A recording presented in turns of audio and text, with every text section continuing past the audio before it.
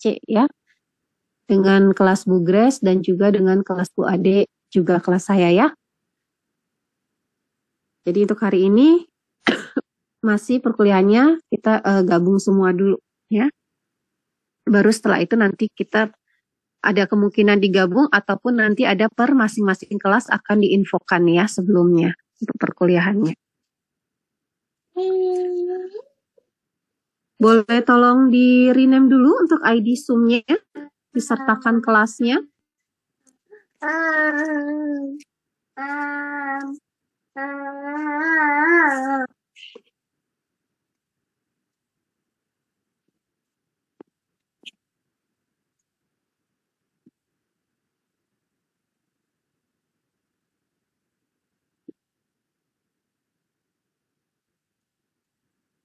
Datanya sudah ada kan ya untuk per kelasnya? Tolong dimasukkan. Jadi kelas underscore name underscore namanya untuk ID Zoom-nya.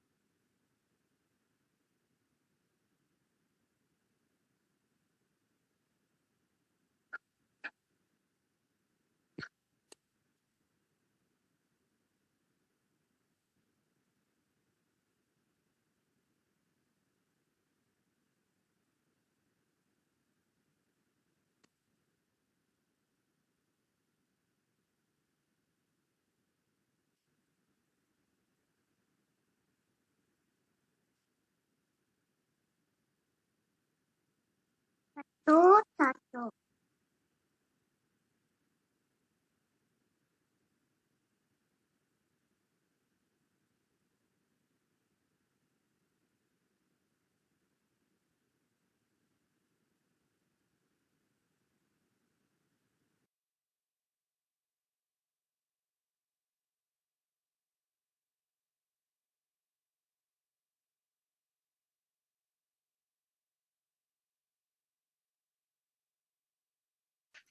Mungkin bagi yang kelas C sudah pernah disampaikan ya, sudah pernah mengetahui materinya seperti apa. Sedangkan yang kelas AB mungkin lebih banyak yang baru. Saya akan sharekan dulu untuk RPS-nya ya.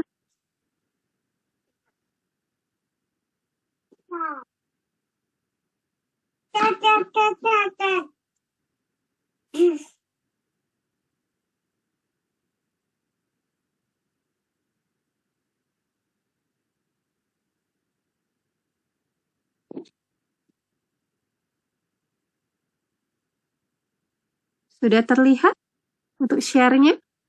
Sudah, Ibu. Baik. Di sini untuk mata kuliah Anstruk 3. Maaf, Kak Eli, sorry saya potong. Ya, selamat pagi, sedikit, Bu. Pagi, Kak Eli.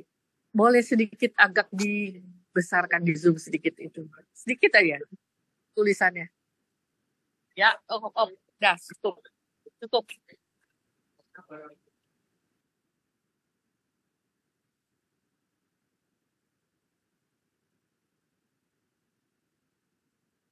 Ya, silakan lanjut, Kak Eli. Ya, baik.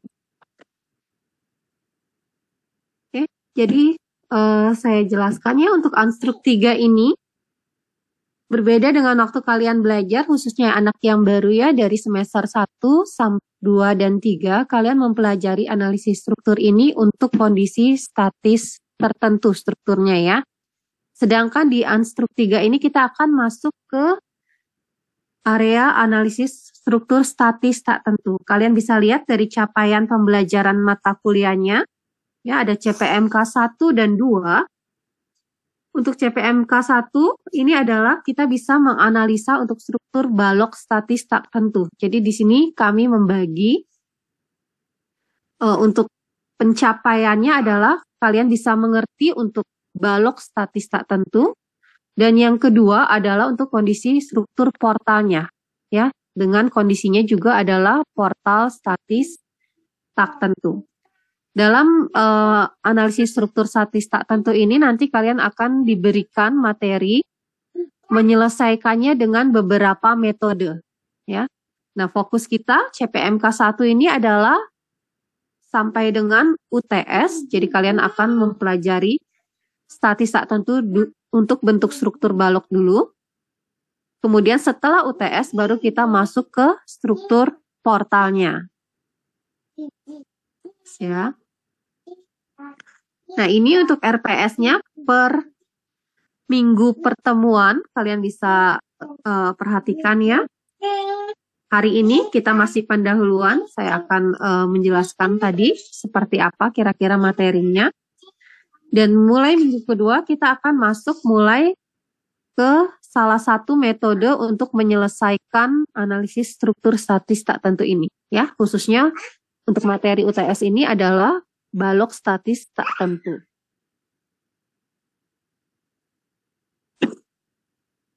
Nah, metode pertama nanti yang kalian akan terima adalah metode Clapeyron. Ya, saya tandakan di sini.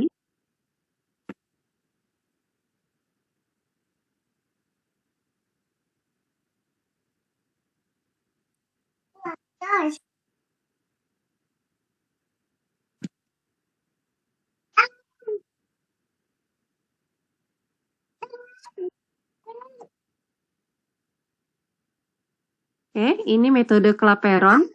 Jadi di 2 minggu pertama nanti kita akan fokus ke metode Clapeyron, bagaimana kalian bisa menyelesaikan sampai seperti biasa di analisis struktur sebelumnya, sampai kita bisa menggambarkan diagram gaya-gaya dalamnya nanti ya. Kemudian di minggu keempat dan 5, di sini kita akan masuk metode kedua. Jadi kalian sudah harus bisa menguasai metode Clapeyron ini, karena kita akan masuk dengan metode slope deflection.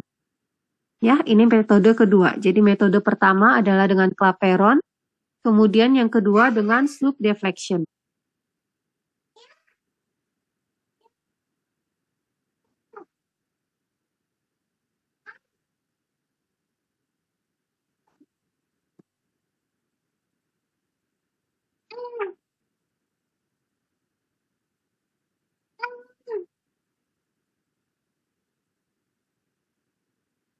Nah, selanjutnya untuk metode ketiga, di sini kita akan berlanjut di minggu selanjutnya adalah dengan metode momen distribusi namanya.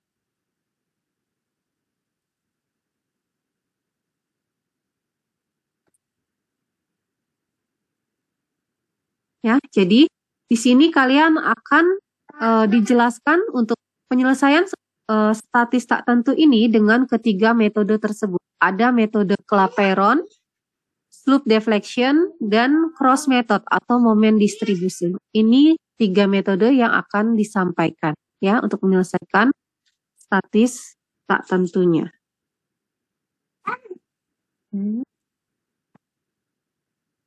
Nah, di pertemuan ke-7 kita akan ada penilaian kuis untuk ke semua metode tersebut, kondisinya balok statis tak tentu, dan dilanjutkan nanti kita masuk ke UTS. Ya. Setelah UTS, baru kita masuk ke ranah portal statis tak tentunya dengan metode yang sama. Jadi tetap kita menggunakan 3 metode tersebut, Clapeyron, slope deflection, dan momen distribusi. Tapi di sini jenis strukturnya adalah struktur portal statis tak tentu ya. Seperti itu.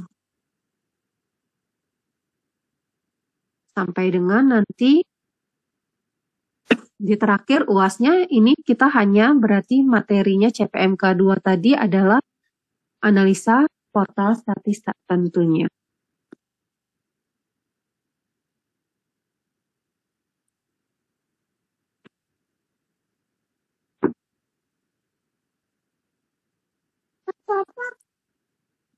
Oke, jadi di sini kalau saya boleh gambarkan.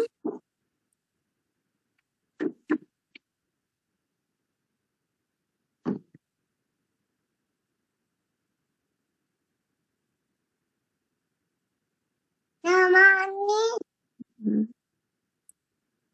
Papa.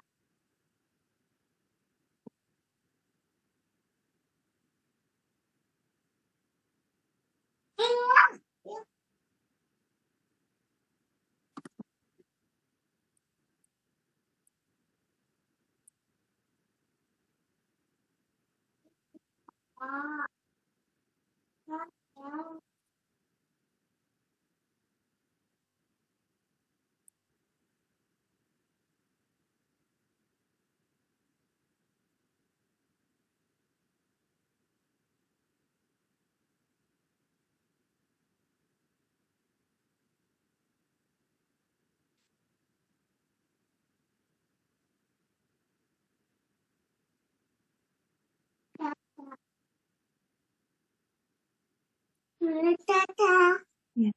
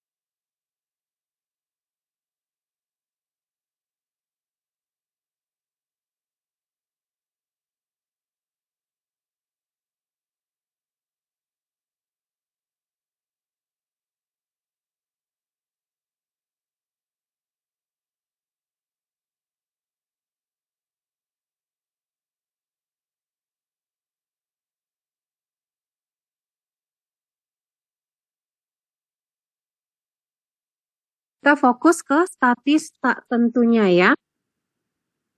Nah, ada yang masih ingat untuk sebelumnya kita belajar statis tertentu dan sekarang kita statis tak tentu. Apa perbedaannya statis tertentu dan tak tentu? Ada yang bisa menyampaikan?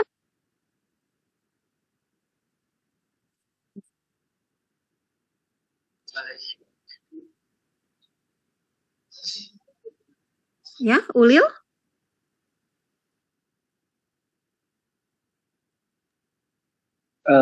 Izin ya Bu, kalau menurut saya pribadi, kalau status tertentu tuh dia tuh kayak jumlahnya tuh bukan 3. Kalau misalkan antara jepit doang kan itu 3. Kalau misalkan antara sendi dengan tol kan jumlahnya 3. Tapi kalau status tertentu tuh dia melebihi, bisa aja dia keduanya jepit atau dua-duanya sendi. Seperti itu Bu, kalau menurut saya pribadi.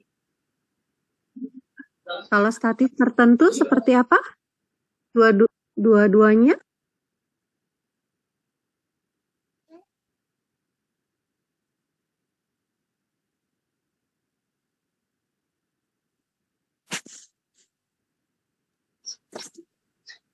Itu sih Bu, kalau misalkan jepit.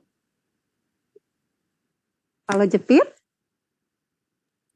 Kalau misalkan dia tuh jepit sama jepit atau misalkan jepit sama sendi itu kan berarti kan melebihi 3 reaksi peletakan. Jadi kalau misalkan melebihi 3 berarti itu bukan tertentu lagi. Oke. Jadi dilihat dari jumlah reaksi peletakannya.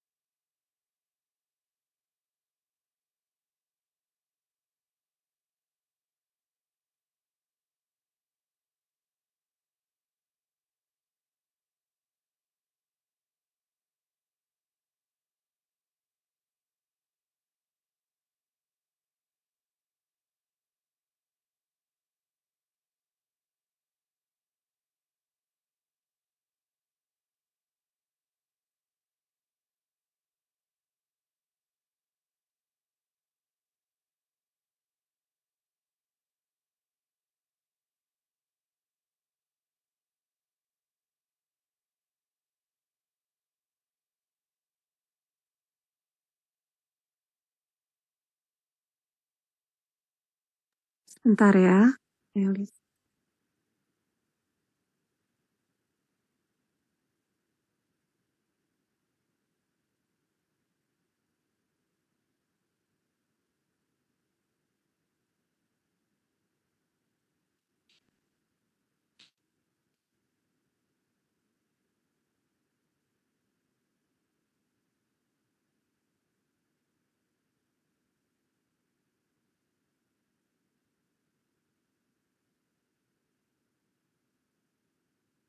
Hmm.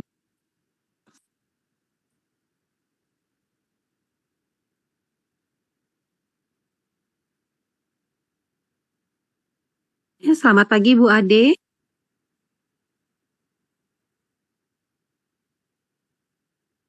Selamat pagi, Bu. Ya, baik, kita sudah mulai ya Bu Ade. Hari ini Pak Usman join juga ya, Bu? Oh iya, Iya Bu, saya join Bu. Salam kenal Bu. Salam kenal Bu Selamat Marceli. pagi, Pak. Pagi Bu ya selamat Ade. pagi Pak Usman. Salam kenal Oh, Bu. ya, Maaf, udah Bu, pada join ya, ada. Marcel, Bu Grace ada? Oh, Ada, salam kenal Bu ada. Grace. Iya, Oh iya, selamat selamat pagi, pagi. Bu Selamat Grace. bergabung, Pak Usman. Maaf Oke, tadi pagi nggak Bu Grace. kelihatan. Ya Saya pagi soal Bu. pakai iPhone ini. Iya Bu, pagi. Iya. Baik, saya akan lanjutkan dulu ya. Nanti mungkin kalau ada tambahan dari Bu Grace ataupun Bu Ade bisa diberikan ya.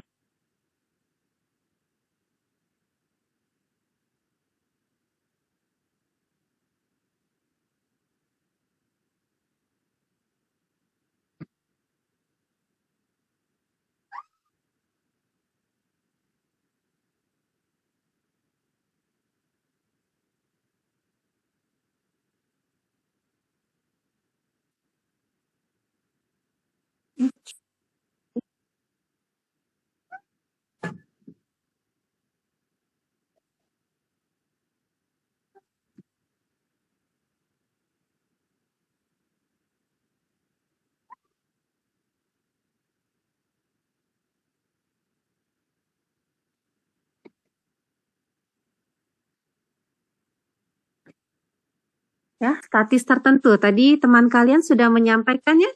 Ulil sudah menyampaikan apa sih statis tertentu dan statis tak tentu. Paling mudah kalian bisa melihat dari jumlah reaksi perletakannya.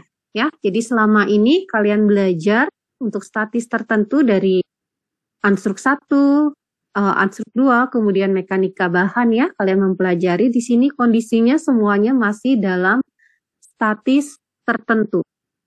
Nah, di sini tadi lihat dari jumlah reaksi perletakannya, jadi jumlah reaksi pada perletakan kalau di statis tertentu pada umumnya kalian bisa melihat dia sama dengan 3. Ya, itu paling mudahnya. Atau kita katakan statis tertentu luarnya ya, atau kondisi balok ataupun portalnya. Nah, jumlah reaksi perletakan sama dengan 3, untuk bentuk sederhana, biasanya kita melihat adalah kondisi di sini balok di atas 2 tumpuan, sendi dan roll, ataupun tadi ya, kita juga punya namanya tumpuan jepit.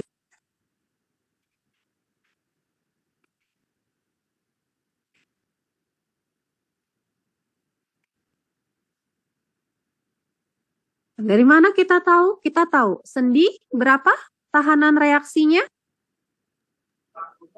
2. 2.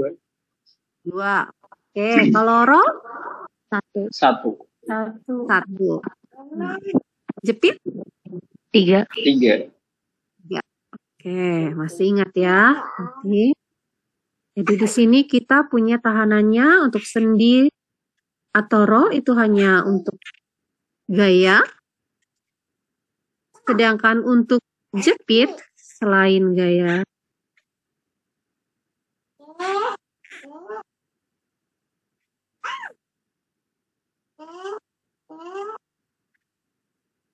ada juga untuk tahanan momen.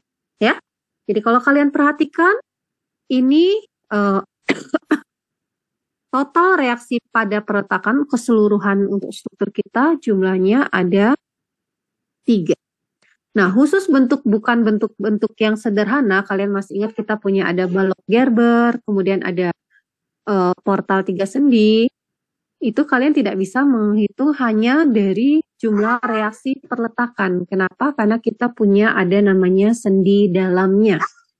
Itu ada rumusan sendiri. Kalau ada sendi dalam, bagaimana kalian menghitung apakah dia masih dalam kondisi statis tertentu atau tidak. Ya, tapi di sini saya akan masih melihat dalam bentuk sederhananya saja dulu ya. Nah, itu adalah kondisi statis tertentu. Nah, bagaimana dengan statis tak tentu? Untuk statis tak tentu,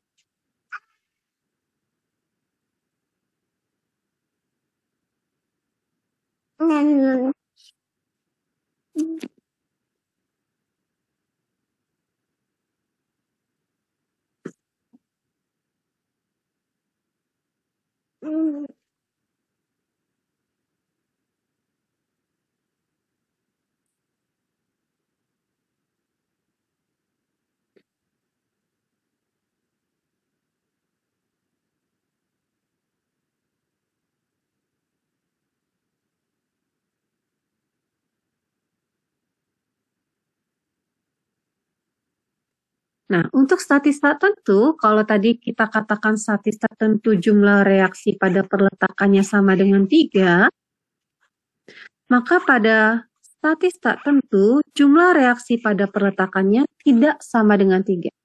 Dan ini biasanya adalah lebih dari 3. Kenapa? Kalau dia kurang dari 3, biasanya kita katakan struktur kita tidak stabil.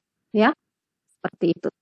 Nah, dia lebih dari 3, maka kita waktu menyelesaikan bentuk struktur tersebut, kita tidak bisa lagi menggunakan namanya persamaan kesetimbangan. Jadi kalau kalian perhatikan yang membedakan apa sih? Waktu kalian mempelajari statis tertentu, langkah pertama, misalkan kalian punya balok di atas 2 tumpuan ya, biasanya kan waktu kalian mau membuat gaya-gaya dalam, langkah pertamanya adalah kalian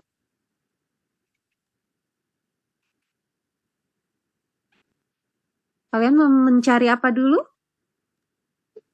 Reaksi perletakan. Reaksi perletakan. Betul ya.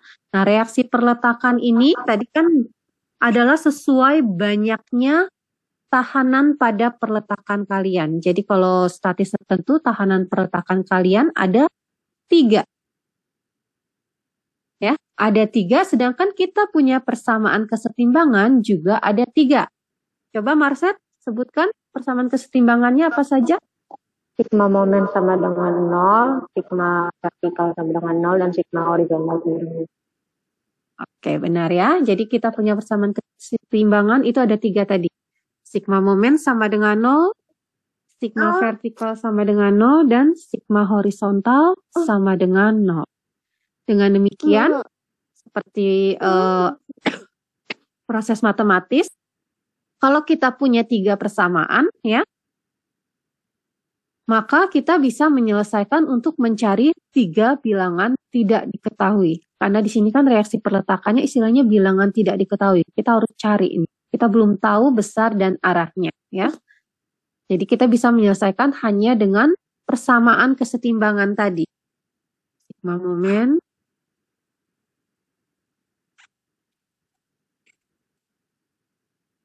sama dengan 0, sigma vertikal sama dengan 0, dan sigma horizontal sama dengan 0. Totalnya ada 3, jadi bisa menyelesaikan titik. Nah, untuk statis tak tentu,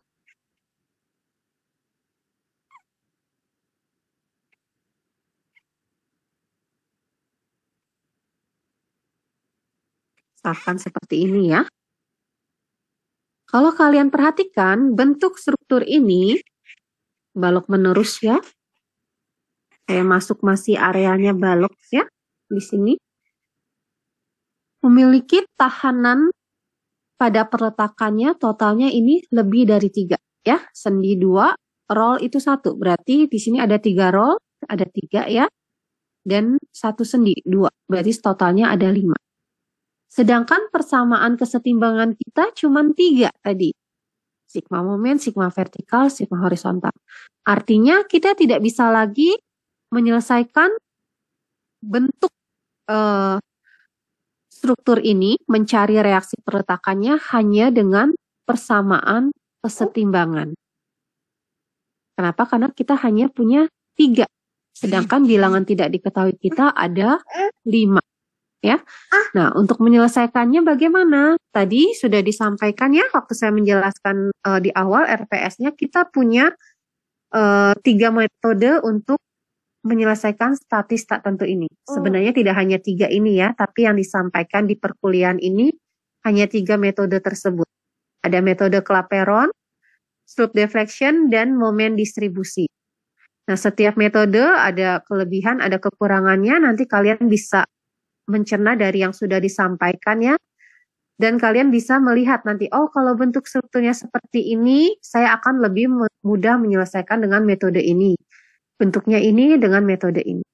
Ya, jadi kalian harus bisa melihat mana yang kalian bisa gunakan metodenya yang bisa menghitung dan menganalisa secara lebih cepat. Seperti itu ya. Nah, kelebihan ini, kelebihan dari total reaksinya ini biasanya kita sebut dengan nama redundant ya. Kelebihan dari reaksi perletakan. Nah, jadi di sini tujuannya kita akan mau mencari dulu nih, berapa sih kelebihannya ini untuk statis tak tentu. Nah, untuk permulaan pendahuluan saya hanya menjelaskan ini ya, perbedaan statis tertentu dan tak tentu. Nanti per masing-masing metode akan kita jelaskan di minggu depan ya.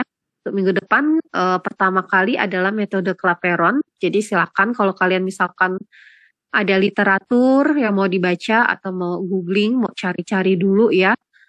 Nanti bisa kalian lihat dengan yang disampaikan oleh kami nanti. Ya. Jadi kalian pertama kali adalah bisa membedakan dulu, oh ini strukturnya adalah statis tertentu, ini statis tak tentu. Karena kalau misalkan ada bentuk soal, terutama khususnya portal sih ya nanti, kalian dari awal sudah salah menentukan, misalkan diberikan portal, sebenarnya kondisinya statis tertentu misalkan ya, tapi kalian selesaikan dengan statis tak tentu, maka nanti ke belakangnya juga salah. Ya? Iya. Seperti itu. Oke.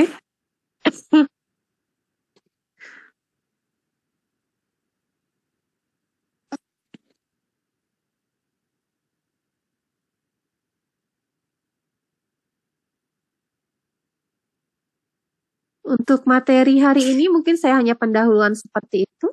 Dari Bu Grace atau Bu Ade mungkin ada yang mau ditambahkan dulu untuk materinya, pendahuluannya. Jadi kesepakatannya minggu depan baru kita masuk di materi inti ya Bu Marceli dengan Bu Grace. Ya, jadi minggu Ya, depan oke. kita masuk ke metode pertama untuk balok statis tak tentu. Statis tak tentu. Mungkin adik-adik disuruh cari literatur ya, buku-buku ya. Karena kan sekarang itu udah digital ya. Jadi bisa belajar sendiri, banyak di YouTube juga kan. Bisa melihat bagaimana sih konsepnya, penjelasannya, atau melihat dengan buku-buku. Ada di perpustakaan kalau tidak salah ya, perpustakaan teknik FTSP. Kalau saya gitu, Bu Marceli kayak contohnya bukunya Hibbeler ya, struktur analisis yang edisi kelima.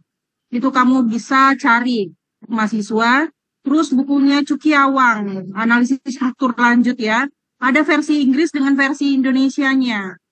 Cukiawang ya. Jadi metode-metode yang ada di buku itu kita bisa contoh gitu ya, bisa kita lihat. Seperti itu. Itu aja sih Bu Marceli, karena kan untuk pembahasan intinya itu ada 3 kan untuk AST, analis statis tak tentu. Ada metode Clapeyron method atau persamaan 3 momen, self deflection ya, dengan cross method gitu kan Bu Marceli? Iya, betul Bu Ade.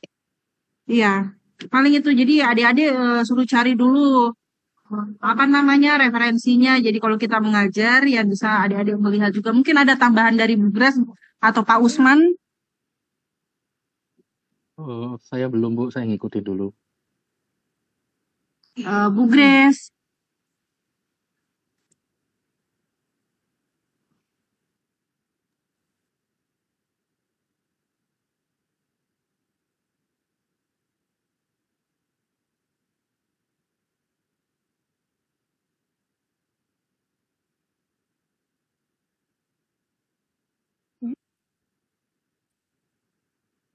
Jadi untuk minggu depan kalian bisa mencari tadi seperti Bu Ade sampaikan ya literatur. Mungkin kalian bisa fokus ke topik kelaperon terlebih dahulu ya.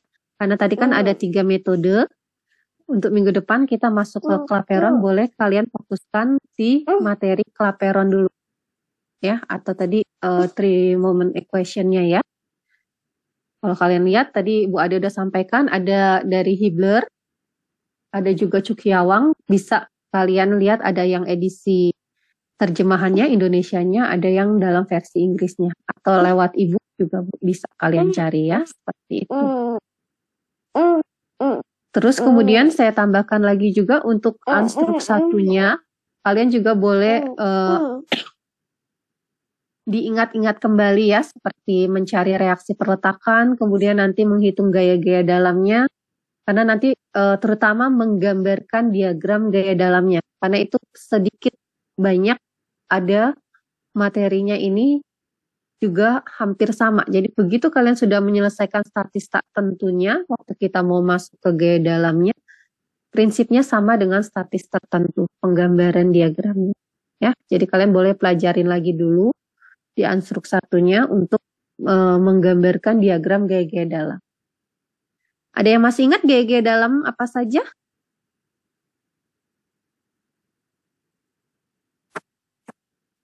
Ada?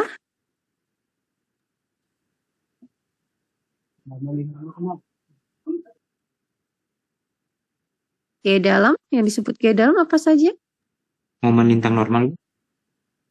Momen lintang normal. Oke, benar. Ya, benar ya. Jadi itu kalian boleh pelajarin lagi dulu. Sebelum nanti berakhir, mungkin untuk perwakilan masing-masing kelas, saya juga mau minta lagi.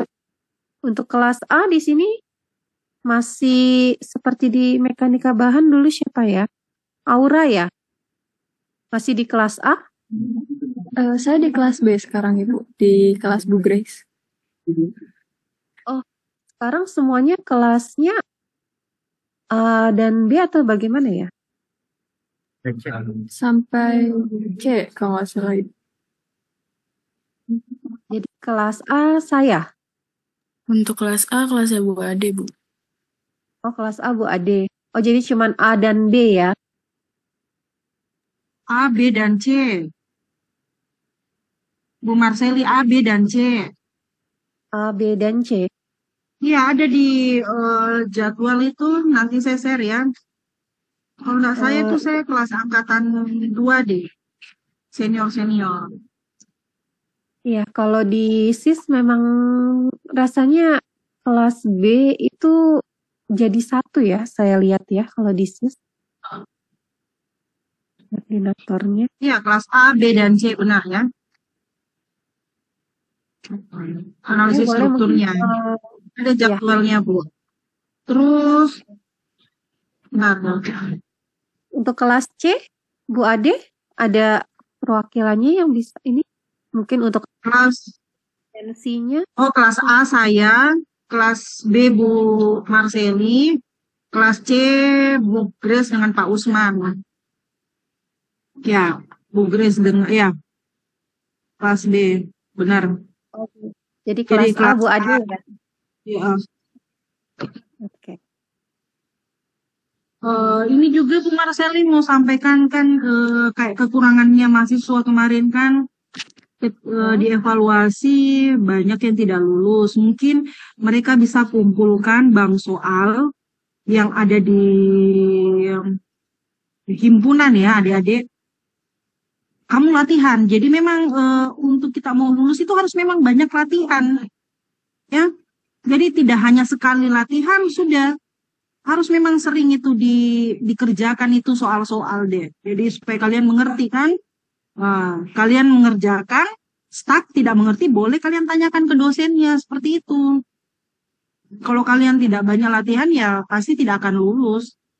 Pasti itu aja sih penyampaian saya Bu Marseli, karena kemarin itu saya evaluasi yang angkatan-angkatan tua yang mau udah TA itu yang kayak gitu. Apa namanya, kurangnya latihan, Kurang latihan ya. terus ngerjakan ujian mendadak begitu kan. Baru ketika mengerjakan ujian, satu salah ya salah semua mereka karena mereka menyontek kayak gitu kan. Iya, ada masternya ya Itu Bu Ade. itu yang kita evaluasi. Jadi salah apa namanya, salah koma misalnya mereka jawabannya 27, sekian, itu ke teman-teman yang lain begitu juga semua, padahal bukan itu jawabannya kan. Jadi berarti mereka enggak, ini titik komanya juga sama, cara menjawab struktur jawabannya juga sama, jadi mereka berarti nyontek gitu kan. Kita bisa lihat. Jadi memang deh, intinya ya banyak latihan kalau saya ya, supaya ini adik-adik lulus. Paling itu aja. Mungkin kalau dari Bu Marseli bagaimana? Kemarin kita evaluasi. Betul, memang dari kurangnya latihan terutama sih ya. Jadi mungkin menganggap sudah cukup dari yang diberikan waktu kuliah dan ada tugas apa kebanyakan hanya menyalin ya. Jadi saya minta khususnya untuk yang kalau yang angkatan tua, angkatan lama, kalian bisa, mungkin kalian juga sudah punya soal-soal yang dulu kan, tanpa harus mencari bank soal lagi. Misalkan sudah ada beberapa kali ngambil kan pasti ada kalian punya soal-soalnya, bisa kalian kerjakan lagi. Dan ditanyakan boleh ke saya, boleh ke Bu Ade, boleh ke Bu Grace, boleh ya. Jadi tidak mesti misalkan kalian kelasnya saya, tanya ke saya. Tapi kalau misalkan ada mau konsul ke Bu Ade atau ke Bu Grace juga boleh ya. Jadi silakan ya. Seperti itu. Untuk yang anak baru, yang baru pertama kali ngambil, seperti tadi Bu Ade sampaikan, boleh kalian mencari dulu bank soalnya. Dan begitu kalian sudah dapatkan materinya seperti apa, cara penyelesaiannya, silakan kalian kerjakan. Kalau menemui kesulitan, boleh ditanyakan waktu jam kuliah. Atau misalkan di luar jam kuliah, kalau ketemu dosennya juga boleh ditanyakan. Untuk minggu depan, kemungkinan pertemuannya secara offline ya, kalau untuk kelas saya ya. Kalau Bu Ade mungkin online ya Bu ya?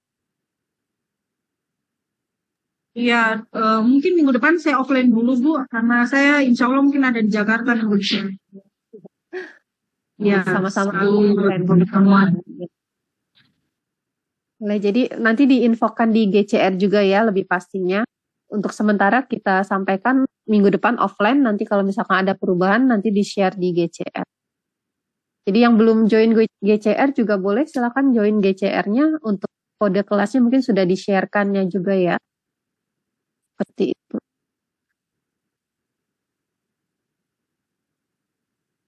Ini sementara Aura sama Rafli ya, seperti di semester sebelumnya dulu ya. Tolong untuk dokumentasinya boleh disiapkan